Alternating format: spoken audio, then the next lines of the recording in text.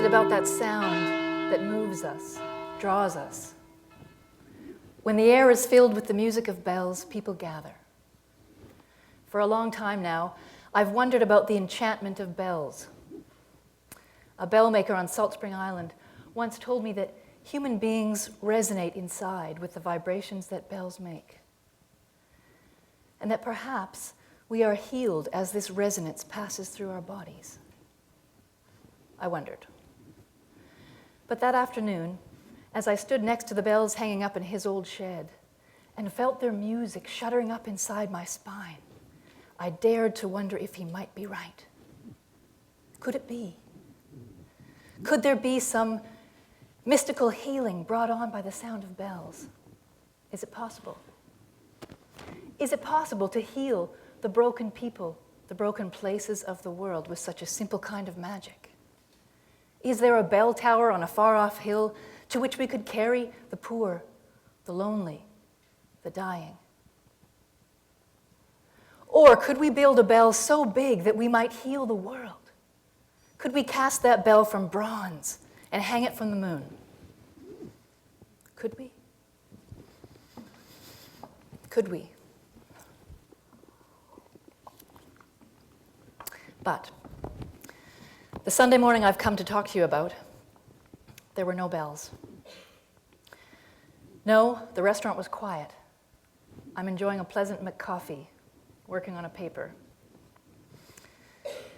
The restaurant was so still that I was easily distracted from my work by the family of 5 nestled across the aisle from me, nibbling on hash browns, talking quietly among themselves, all church tidy in skirts and pressed shirts.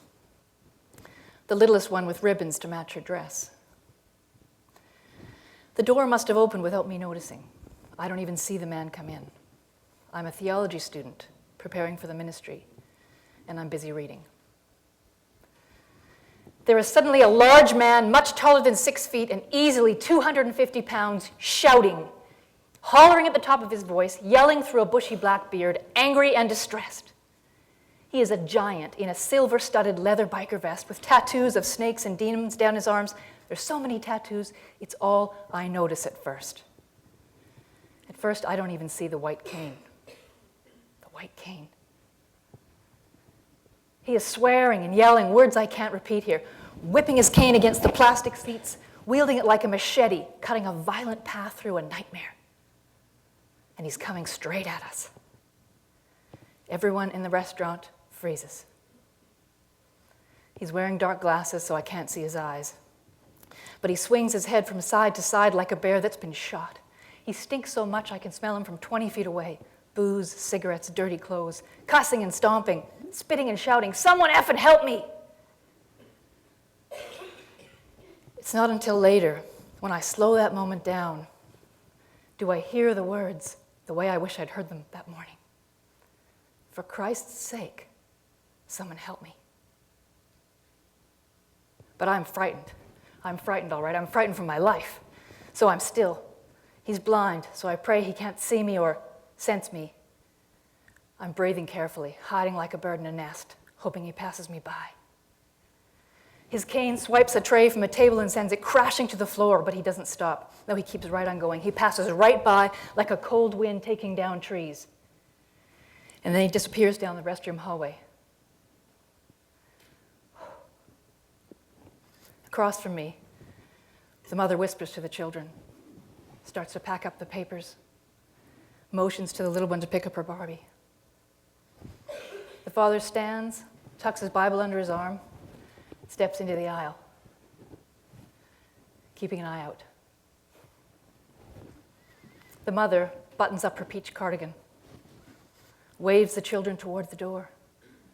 Hurry, hurry. The blind man has disappeared down the hallway, but he's making a terrible noise, kicking and shouting, cussing and stomping. "Someone effing help me!" The family and I, from the good people of the world, safe and warm here in this restaurant, we exchange glances. Then a very small thing happens, so small you might easily miss it.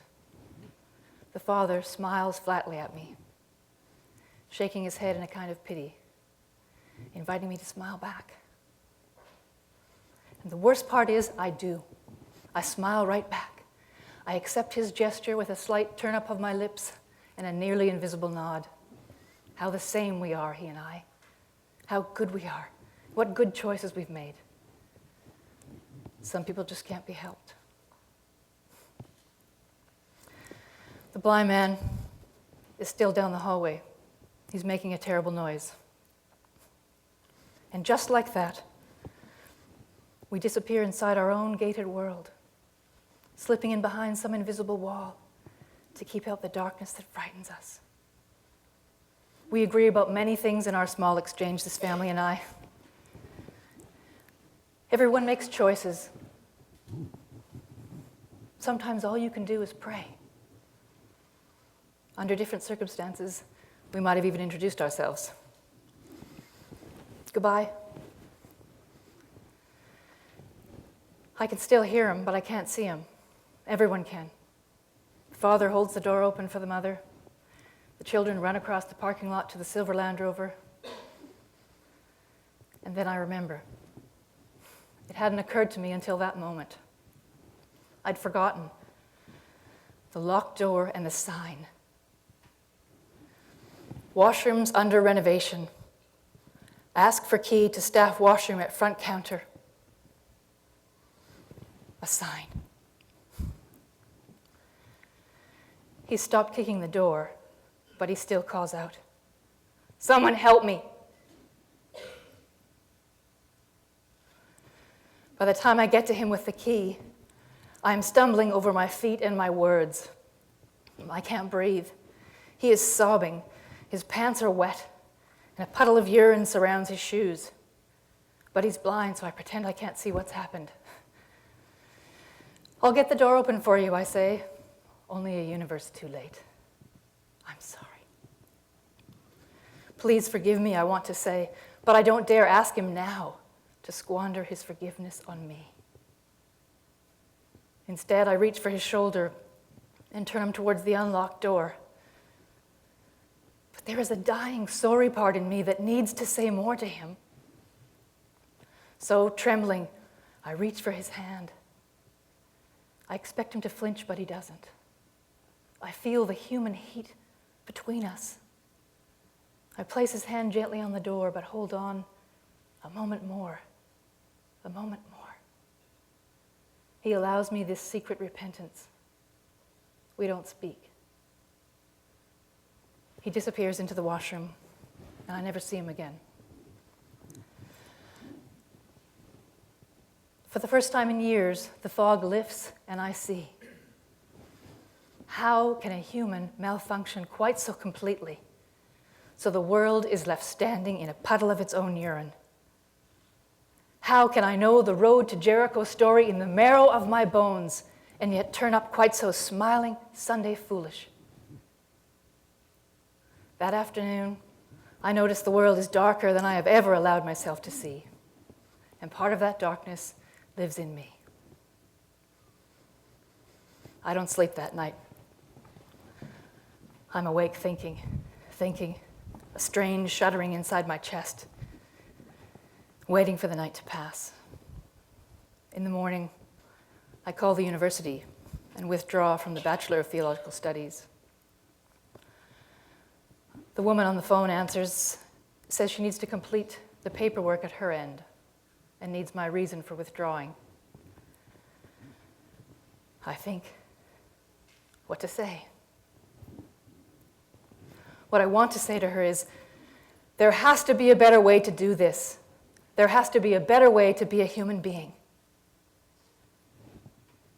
Instead, I tell her I'll get back to her. That was 15 years ago. I haven't yet. 4 weeks ago, my father passed away. I had the incredible privilege of spending many of his last days with him, often watching him sleep, holding off the cancer that had stalked him for months. His final week was spent in hospice, which is a beautiful and tragic place, a warm gathering of people who have come to die. In the foyer of the hospice stands this stately grandfather clock. And when it's quiet, you can hear the bells chime from the far end of the hallway. On the Saturday before he died, we'd taken him out for a walk in the wheelchair, and the morning was beautiful. The birds were singing, the sun was shining, and the pussy willows looked as if they might nearly be ready, longing to feel the sun on their faces as much as we did. So by the time we get back to the front door, I look at my watch and realize how late we are. We'd missed delivery of lunch and medications and maybe even the doctor.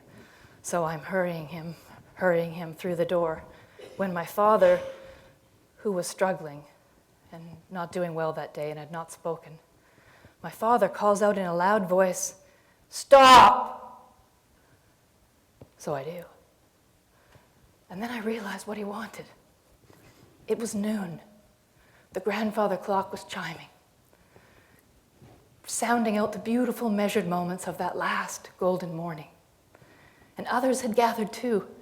There they were, the dying, gathered by the clock, listening, remembering, feeling the bells pass through their body, calling out to them from across the years, these simple, beautiful moments, the treasure of the dying. A nurse in the hospice told me that people who are dying like to be touched, in fact, need to be touched.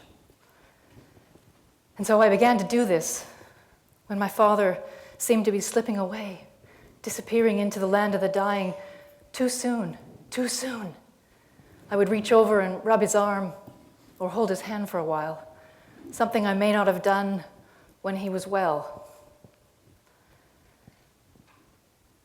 And I noticed, as I began to touch him, when my fingers touched the warmth of his skin, you could see his whole body visibly ease, relaxing into the bed, as if by that touch, he just remembered he was not alone. By the touch. So I began to think about touch and its magic. If you look at the origins of the word touch, you will learn that it began to find its way into the English language from about the 11th century. It's a word that reaches all the way back to the ancient Latin toccare, meaning to strike a bell. To strike a bell. And I thought to myself, isn't that just the way it is when we in the land of the living are touched by someone? It's as if, and I don't mean in that shake hands kind of way, I mean in the way that human beings can be deeply connected sometimes.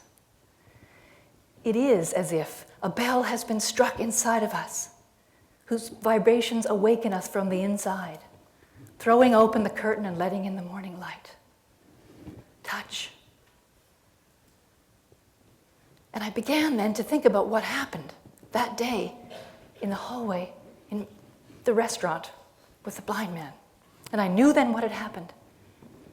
When I touched that lonely man's hand, when I felt the heat of his skin beneath my fingertips, that touch, that toccare, for one brief moment, that strike of a bell began to resonate inside of me, passing through my body as if I was standing next to a heavy bronze bell being healed.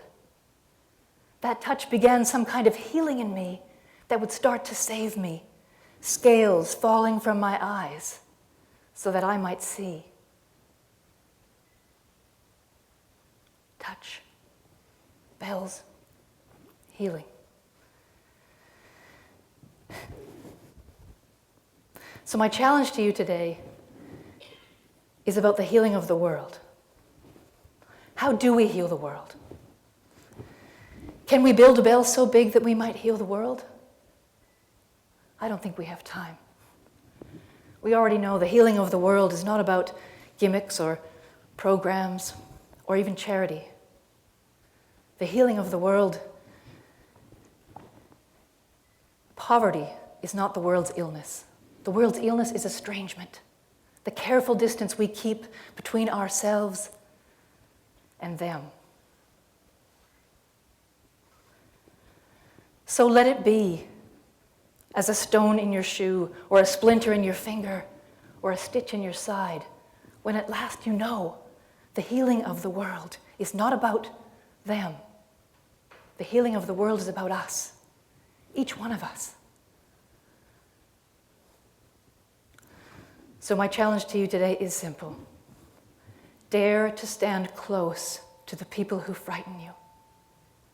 Touch them and pray they touch you. Feel the sound of them resonate inside of you and be made new. For this is how we will heal the world, one person at a time. Be well, be touched, be healed. Thank you.